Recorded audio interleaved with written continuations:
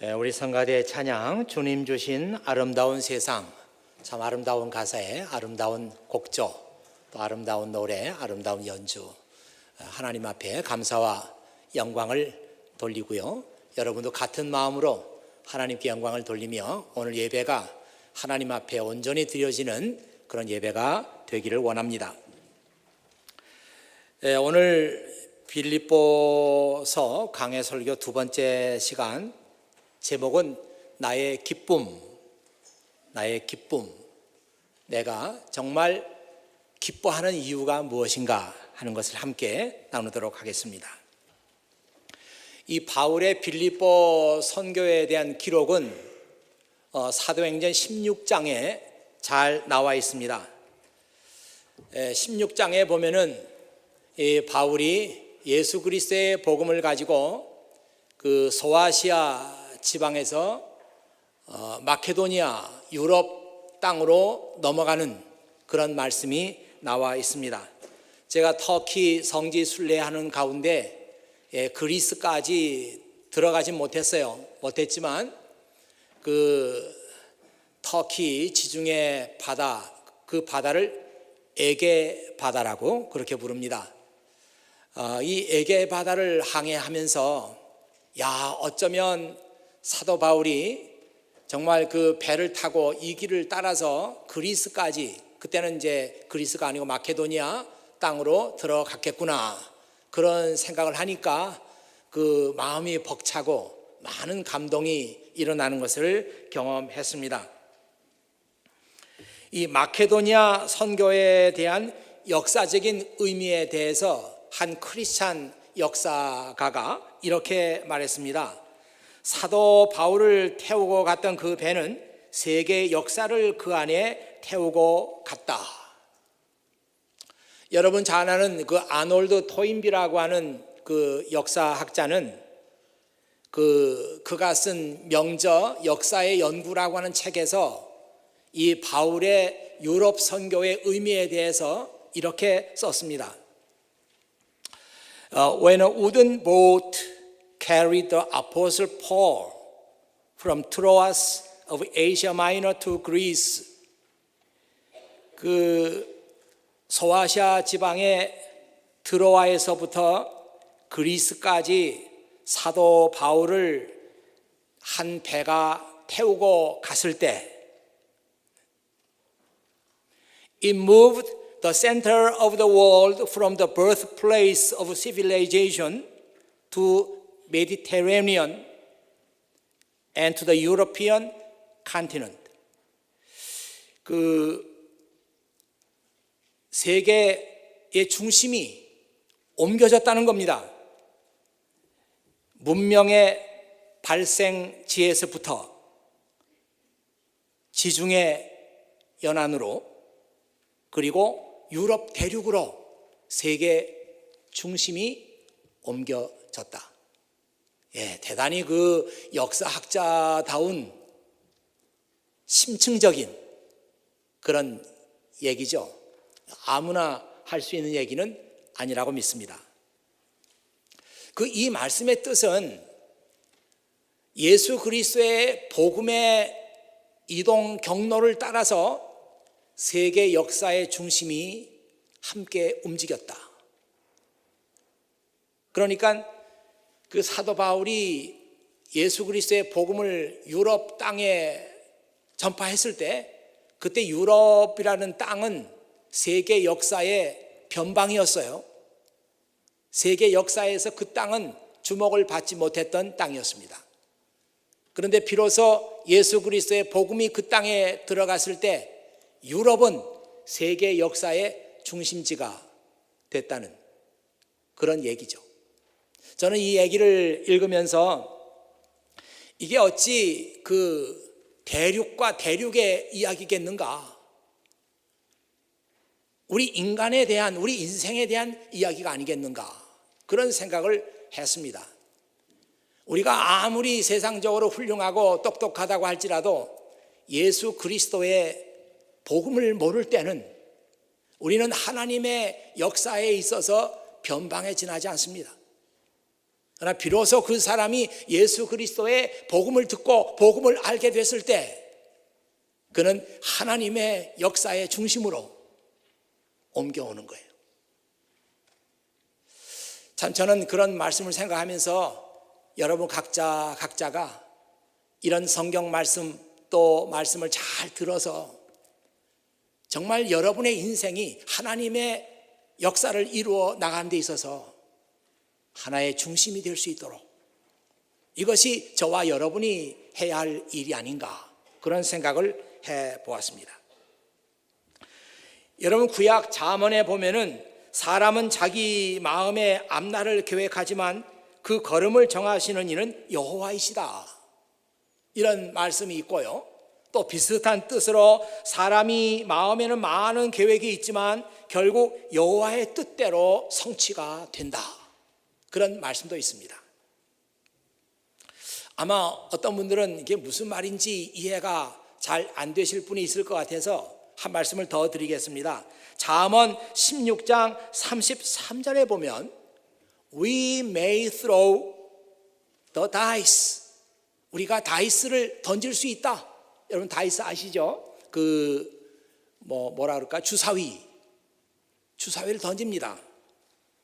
이 주사위를 던지면 자기가 그 주사위 던져서 몇 번이 나올지 그것을 결정하는 것 같지만 이 잠언 말씀은 그게 아니라는 거예요. 내가 다이스를 던지지만 이게 굴러가지고 몇 번이 나올까, 어떤 숫자가 나올까 그것을 결정하시는 분은 하나님이시다. You may throw the dice, but the Lord determines how they fall. 이게 어떻게 굴러서 어떤 번호가 나오는가 이것은 하나님께서 결정하는 것이다. 여러분 그렇게 생각합니까? 아마 어떤 사람들은 그런 말씀에 대해서 동의하지 않는 사람들이 있을지 몰라요. 그러나 차차 여러분들이 여러분 자신에 대한 통찰력이 생기고 여러분이 믿고 있는 하나님을 더 깊이 알아가면 알아갈수록 내 인생을 결정하시는 분은 내가 아니구나. 내 인생에 결정하는 그 주체가 내가 아니고 하나님이시구나.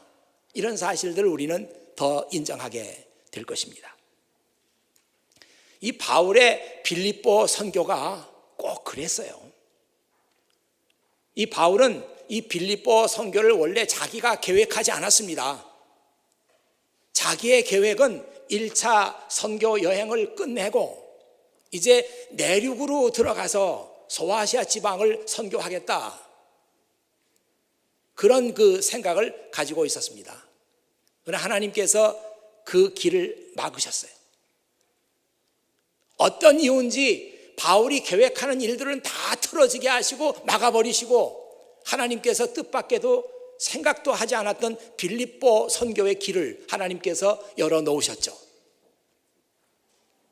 여러분들은 이런 성경 말씀을 그냥 듣고 넘겨서는 안 될 것입니다. 하나님께서는 지금도 여러분의 인생 앞에 많은 길이 있는데 그 길이 하나님께서 원하시는 길이 아닐 때는 그 길을 막고 계십니다. 지혜로운 사람은 또 현명한 사람은 하나님이 막으시는 것을 빨리 깨닫고 하나님께서 열어주시는 새로운 길을 바라보는 사람이에요. 그러나 미련한 사람은 하나님께서 막으시는 그 길을 어떻게 해서든지 자기가 뚫어보려고 애를 쓰면서 인생의 시간과 정력을 낭비하는 사람이죠. 여러분들이 그런 어리석은 사람들이 되지 않았으면 좋겠습니다. 하나님께서 하시는 일에 늘 민감해서 이건 하나님께서 원하시는 것이 아니었구나. 그래서 하나님께서 이렇게 막으시는구나. 이제 하나님께서 나에게 여시는 길은 바로 이것이다. 이것을 지혜롭게 분별할 수 있는 여러분이 되었으면 좋겠습니다. 이상하게도 이런 말씀을 생각하면서 짐 엘리엇이라고 하는 사람이 생각이 났어요. 제가 몇 번 설교에서 인용했던 사람이기 때문에 여러분이 잘 알 줄로 믿습니다.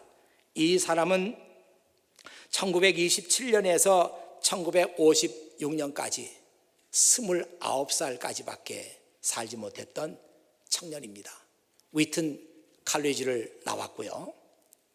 그 칼리지에 다닐 때도 아주 이 사람은 브라이트했고 리더십도 뛰어났고, 그래서 그 앞길이 정말 창창한 그런 청년이었어요. 근데 이 짐 엘리엇은 그 학교 생활할 때부터 생각이 깊었습니다. 어떻게 하면 내 인생을 정말 가치 있고 보람 있는 일을 위해서 투자할 수 있을까? 여기에 몰두했어요. 그래서 마침내 그는 대학을 졸업하고 그리고 친구들과 함께 이 세상에서 가장 복음을 거절하는 땅이 어딘가? 그때 아는 정보를 통해서는 에콰도르의 한 부족, 아쿠아 부족이라고 그랬는데 정말 잔인하고 정말 복음을 받아들이지 않는 그런 부족이 있다는 사실을 알고 우리가 거기에 가자. 그래서 친구들과 함께 선교사로 헌신했습니다. 그런데 불행하게도 우리의 기대와는 달리 그는 그 부족들을 만나지도 못했고 만나서 한마디 전도도 해보지 못했고 싸늘한 시체로 백사장에서 발견이 됐습니다. 1956년이었다고 하는데요, 그때 라이프라고 하는 잡지에서 이 청년들에 대한 특집을 냈어요. 너무나 가슴이 아프고 너무나 안타까운 일이었기 때문에 전도가 양양한 이 청년들이 무슨 바람이 불어가지고 복음을 전파하겠다고 그 위험한 지역에 갔다가 복음도 전하지 못하고 백사장에서 싸늘한 시체로 발견됐습니다. 그때 이 라이프지의 카버 스토리 그 제 타이틀이 뭐였는가 하면 What an unnecessary waste. 야, 이게 정말 얼마나 불필요한 낭비, 웨이스트인가. 그런 특집을 실었다고 그래요. 그런데 하나님께서 하시는 일은 결코 낭비도 없고 실수도 없으시고요. 이 짐 엘리엇은 위튼 칼리지 시절부터 생각이 많았어요. 그래서 훗날 그가 남겨놓은 메모 가운데 이런 메모가 발견이 됐습니다. 제가 웹사이트에는 그대로 노트 카피한 것을 그대로 올려놨는데요. 결코 잃어버릴 수 없는 것을 얻기 위해서 지킬 수 없는 것을 버리는 자는 절대 어리석은 자가 아니다. 한참 읽어봐야 뜻이 생각납니다. 그냥 읽어서는 몰라요. 결코 잃어버릴 수 없는 것을 얻기 위해서 지킬 수 없는 것을 버리는 자는 절대 어리석은 자가 아니다. He is no fool who gives what he cannot keep. 그가 킵할 수 없는 것을 내놓는 사람, 포기하는 사람은 He is no fool. 바보가 아니다. To gain that which he cannot lose. 그가 결코 잃어버릴 수 없는 것을 얻기 위해서, 이게 정말 영원한 것이고 이게 정말 가치 있는 것이구나, 이것을 얻기 위해서 보다 가치 없는 것, 내가 쥘 수 없는 것 일찌감치 포기해버리는 것은 결코 바보가 아니다, 이 뜻이에요.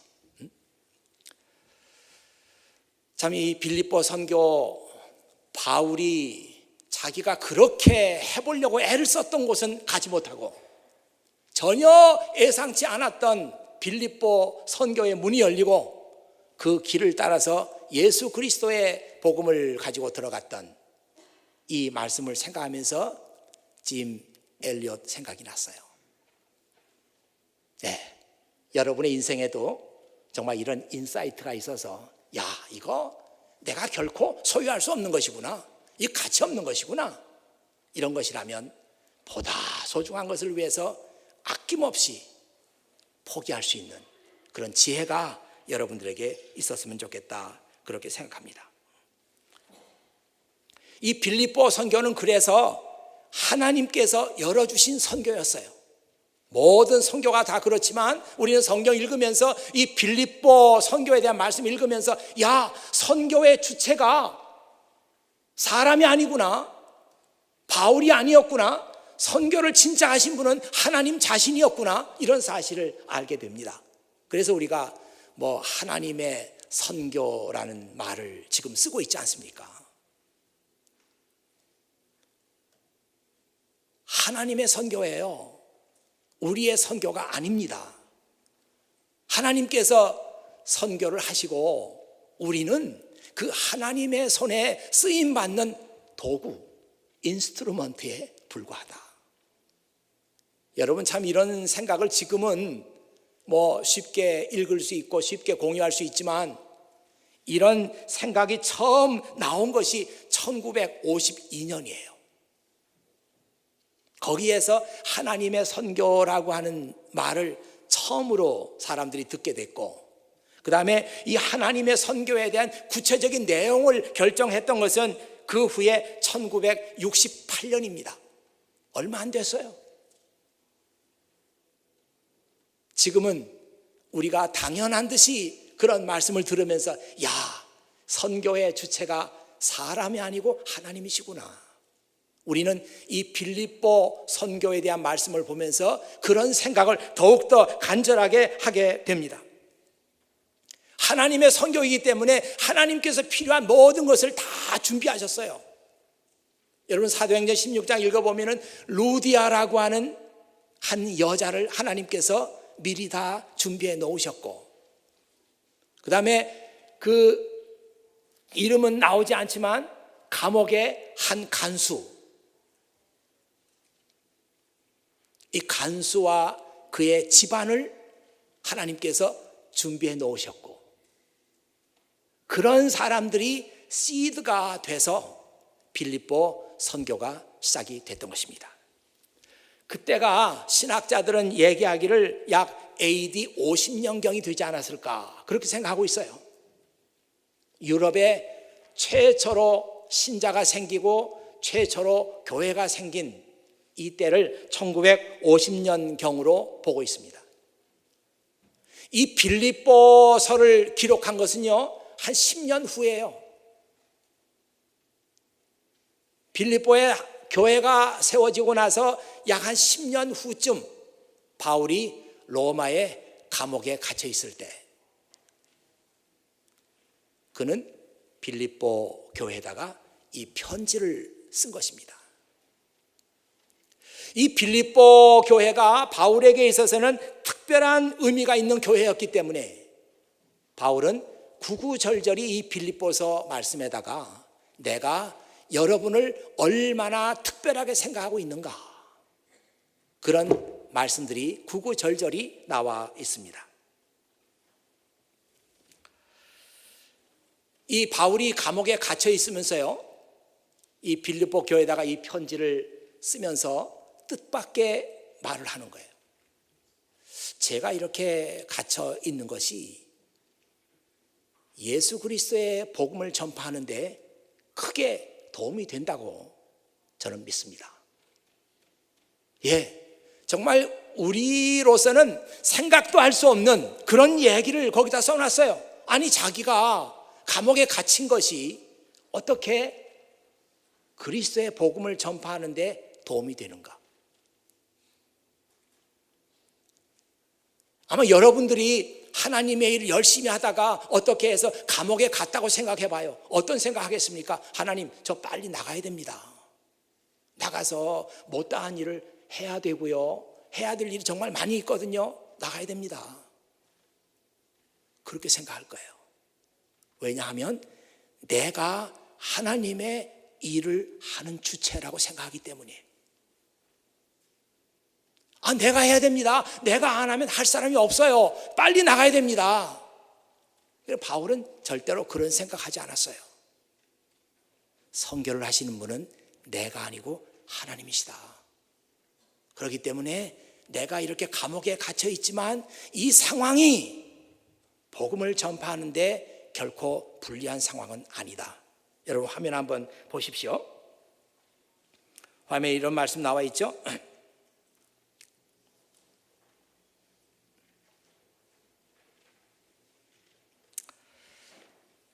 예, 그 화면 나가고 있습니까? 예, 하지만 그들이 내 마음을 속상한다고 해도 나는 개의치 않습니다. 그들이 어떤 마음으로 전하든지 간에 중요한 것은 바로 그리스도가 전파되고 있다는 사실입니다. 나는 이것 때문에 기뻐하며 앞으로도 계속 그러할 것입니다. 이 바울이 감옥 안에서 듣는 소식은 자기를 비방하는 사람이 있다는 거예요. 자기를 젤러스해서 지금까지 선교를 같이 하면서도 자기를 라이벌로 여기고 자기를 젤러스해서 그렇게 자기를 비방하면서 일하는 사람들이 있다는 거예요. 그러나 또 어떤 사람들은 자기가 감옥에 갇힌 것을 보면서 더 힘을 내고, 야, 참 저분 보니까 너무 존경스럽다. 일생 동안 그리스도의 복음을 위해서 감옥에 갇혀 있으면서도 정말 자기의 믿음을 조금도 타협하지 않고 저렇게 사시는 분 보니까 너무 존경스럽다. 그래서 오히려 힘을 내가지고 열심히 전도하는 사람들이 있다는 거예요. 바로 그 얘기입니다. 하지만 그들이 내 마음을 속상하게 한다고 해도 나는 개의치 않습니다. 그들이 어떤 마음으로 전하든지 간에 중요한 것은 바로 그리스도가 전파되고 있다는 사실입니다. 나는 이것 때문에 기뻐하며 앞으로도 계속 그러할 것입니다. 예, 여러분, 그 선교를 하면서도 좀 불순한 동기, 불순한 퓨어 모티브가 아니고 불순한 동기를 가지고 선교를 한다. 여러분 그 말씀을 이해하십니까? 시기하는 마음으로 또 라이벌로 여기고 선교를 한다. 그런 말씀 이해하세요? 아마도 어떤 그 목사님들은 내가 이 세상에서 제일 큰 교회를 한번 이루어 봐야 되겠다. 이런 셀피시한 마음, 셀피시한 앰비션 이런 것을 가지고 일하는 사람들이 있을지 몰라요. 그리고 그렇게 열심히 해가지고 또 큰 교회를 이루신 분들이 있을지 몰라요. 어떤 분들은 야, 우리 교회가 정말 어떤 교회보다도 선교사를 제일 많이 보내는 그런 교회를 만들어 보겠다. 그렇게 해서 자기 교회가 선교사 5천 명을 보낸다고 자랑하는 그런 교회가 있을지 몰라요. 또 어떤 교회들은 우리 교회는 전체 그 교회 버젯의 80%를 선교비로 씁니다. 그렇게 말하니까 또 어떤 교회에서는 무슨 소리입니까? 우리는 90%입니다. 또 그러니까 여기서는 무슨 소리예요? 우리는 전부 다 씁니다. 우리는 전부 다 선교비만 씁니다. 그런 분이 있을지 몰라.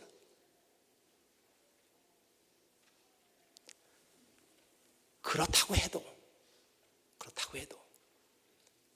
그분들의 그런 마음이 있다고 치더라도, 그런 교회가 있다고 치더라도 예수 그리스도가 전파되니까 나는 상관없습니다. 나를 비방하는 사람들, 나를 이기기 위해서 열심히 내가 감옥에 있을 동안에 전도 활동한다고 하는데 상관없습니다. 그들의 입을 통해서 예수님의 이름이 전파되고 있지 않습니까? 그 얘기예요. 한번 여러분 화면 보세요. But that doesn't matter. 그 사람들 어떻게 하든지 간에 저하고는 아무 상관이에요. 저는 상관하지 않습니다. Whether their motives are false or genuine. 그들의 동기가 false, 잘못된 동기이거나 genuine motive, 정말 순수한 동기거나 난 상관하지 않아요. The message about Christ is being preached either way. 이러나 저러나 예수 그리스도가 프리치되고 있으니까, 전파되고 있으니까 괜찮습니다. So I rejoice. 나는 기뻐할 겁니다. And I will continue to rejoice. 나는 계속해서 기뻐하겠습니다. 여러분, 굉장한 사람 아니에요?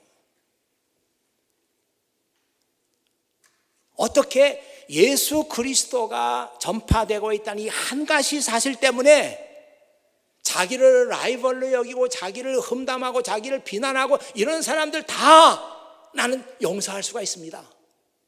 이렇게 말하고 있는 거 아닙니까? 저는 이 말씀을 묵상하면서 어떻게 이 사도 바울이라는 사람이 이런 생각을 할 수 있을까? 그것도 감옥에 있으면서. 감옥에 있으면 제가 감옥 생활을 해보진 않았어요. 해보진 않았지만 아마도 그 갇혀 있으면 답답하고요. 그리고 감옥 밖에 있는 사람들이 원망스러워질 거고요. 그리고 사람의 마음이 쫌스러지고요. 그러지 않을까 싶어요. 조그만 일에도 오해하고요. 그 감옥이라는 게 사람을 그렇게 만드는 거예요. 그런데 지금 바울의 얘기를 보면 우리의 생각하고는 전혀 달라요. 어떻게 이 사람이 이럴 수 있었을까? 제가 얻은 결론은 한 가지입니다. 이 사도 바울이라는 사람이 정말 예수 그리스도 중심의 사람이었어요.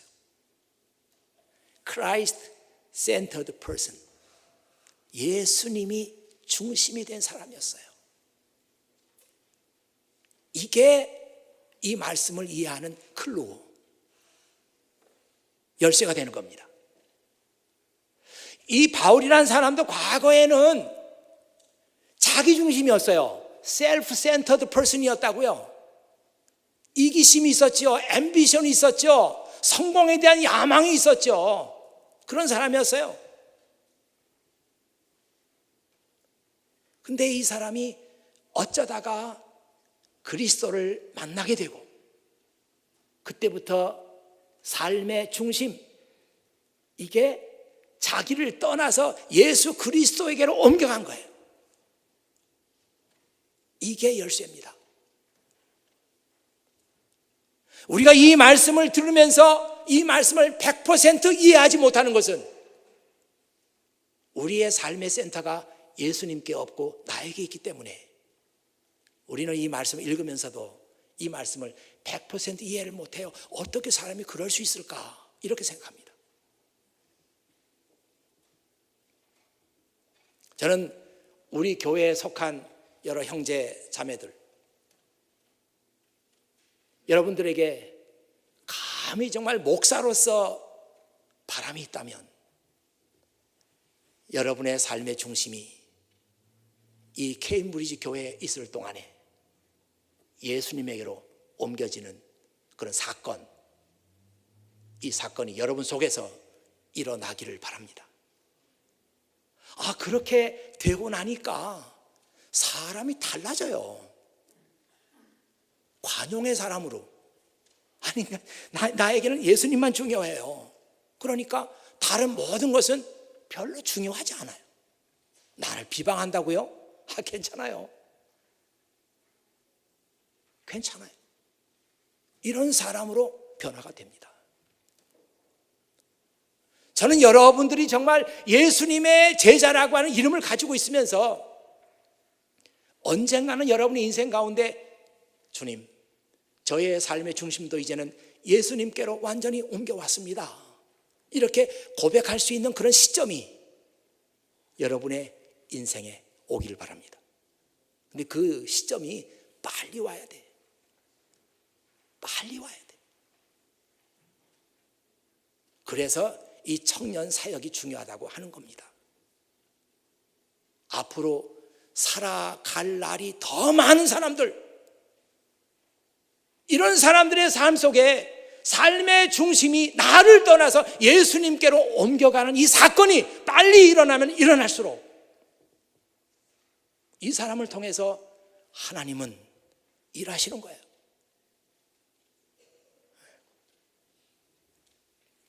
며칠 동안 여러분들 많이 무서우셨죠? 무서웠죠? 저는 이 케임브리지에 사니까 다른 어떤 타운보다도 무서웠던 동네 아닙니까? MIT에서 총격전이 바로 옆에서 일어났고 그 총격전 벌였던 범인들이 차를 탈취해서 워터타운으로 들어간 것이 제가 살고 있는 그 매거진 스트리트의 쉘 가스스테이션, 저희 집에서는 불과 몇 미터밖에 안 떨어졌어요. 그런 며칠 동안의 그 일들을 우리 겪으면서 참 희생당하고 일을 당하신 분들에게는 참 미안합니다. 어쩌다가 마라톤 구경 갔다가 그런 일 당한 거 아니에요. 참 미안합니다. 유감이에요. 그렇지만 이 사건이 지금 살아있는 우리들에게 주는 교훈이 있잖아요.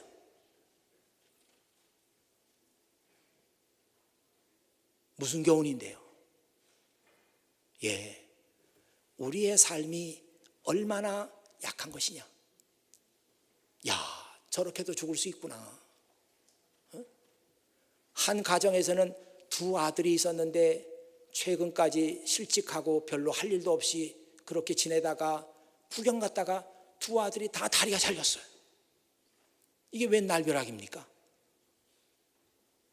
조금 전까지만 해도 그런 거 전혀 모르고 즐거워했을 거 아니에요. 결승점에 들어오는 선수들 박수 쳐주면서 사 먹고 이렇게 재밌게 있었을 거 아니에요. 이게 웬 날벼락이에요? 꽝 하는 소리와 함께 다리가 날아간 거예요. 우리 인생이 그런 겁니다. 한 치 앞도 내다볼 수 없고 보장할 수 있는 게 아무것도 없어요.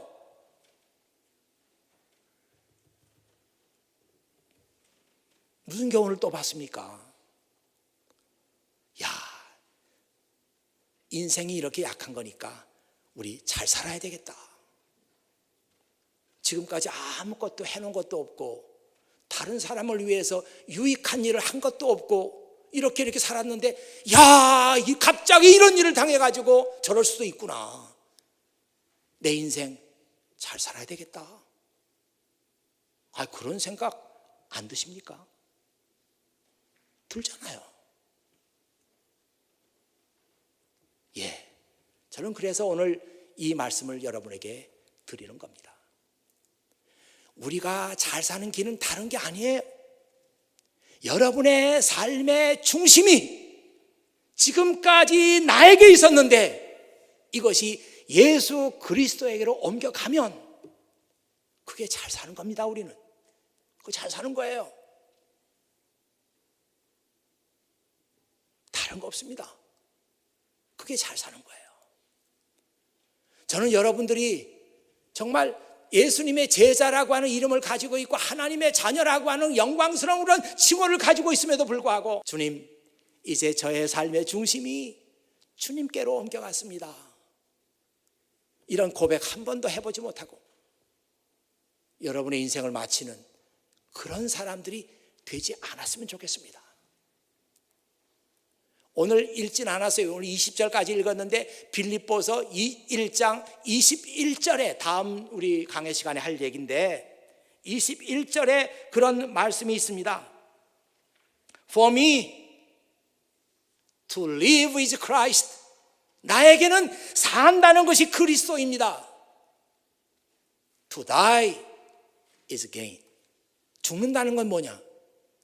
개인이죠. 개인이라는 게 얻는 것입니다. 산다는 건 그리스도고 죽는다는 것은 얻는 것입니다. 뭐를? 영원한 생명을. 나는 사나 죽으나 하나님께 감사합니다. 산다면 내 인생의 목적은 그리스도요, 죽는다면 나는 영원한 생명을 얻는 것입니다. 이런 고백, 예수님의 제자로서 하나님의 자녀로서 한 번도 하나님 앞에 드리지 못하고 우리의 인생을 그럭저럭 끝내버리는 그런 사람들이 여러분 가운데 한 사람도 없기를 바랍니다. 나의 기쁨, 여러분의 기쁨은 뭐예요? 오늘 성경 말씀 보니까 이 사도 바울이라는 사람의 인생의 기쁨은 예수 그리스도의 이름이 전파되는 거예요. 그래서 예수님을 몰랐던 사람들이 예수님을 알게 되는 거예요. 그 예수님을 통해서 하나님을 알게 되는 거예요. 이것밖에는 내 인생에 기쁨이 없습니다. 여러분도, 우리도, 저도 이 기쁨을 알 수 있기를 원합니다. 이 기쁨을 알아야 돼요. 이 기쁨을 알기 위해서 여러분의 인생의 중심이 예수님께로 완전히 옮겨가야 합니다. 그래야 우리가 이 기쁨을 알 수 있어요. 사랑하는 여러분, 오늘 이 설교 마치면서 다시 한번 여러분에게 말씀드립니다. 여러분의 삶의 중심을 예수님께로 옮기세요. 하나님의 은혜가 있으면 지금 이 시간이라도 가능합니다. 그러나 많은 사람들에게 이 중심을 그리스도로 옮기는 것은 훈련과 연습이 필요합니다. 작은 일부터 실천해 보세요. 작은 일부터 여러분의 셀피시한 마음을 포기해 보세요. 작은 일부터 예수님을 중심으로 생각하기 시작해 보세요. 그래서 마침내 주님, 이제는 제 삶의 중심이 주님께 있습니다. 내가 산다는 게 주님이고 죽어도 나는 아무것도 아까운 것이 없습니다. 나는 죽으면 영원한 생명을 얻습니다. 이렇게 고백할 수 있는 여러분들이 되시기를 주의 이름으로 축원합니다. 기도하겠습니다. 아버지 하나님 감사합니다. 이 아침에 아버지 하나님께서 사랑하는 자녀들에게 이 귀한 예배 허락하시고 귀한 말씀 듣게 하시고 정말 하나님의 역사를 위해서 필요하고 쓰임받는 사람들이 바로 여기에 앉아있는 이 사람들이 되기를 바라는 간절한 심정을 담아서 이 말씀을 같이 나눴습니다. 아버지 하나님, 지금 우리가 하나님께 예배를 드리고 있는 이 목적도 그것입니다. 내 개인의 행복과 내 개인의 평안과 이것을 위해서가 아니라 하나님의 나라를 위해서 내 인생을 드릴 수 있는 헌신의 연습을 하고 있는 것입니다. 하나님께서 지금도 이런 사람을 기다리시고 이런 사람을 찾고 계시고 자기 삶의 중심을 그리스도에게로 옮길 수 있는 용기와 결단이 있는 사람들을 하나님께서 찾고 계십니다. 바로 여기에 있는 형제 자매들, 주님께서 찾으시는 사람들이 되도록 도와주시옵소서. 우리 구주 예수 그리스도의 이름으로 기도하옵나이다. 아멘.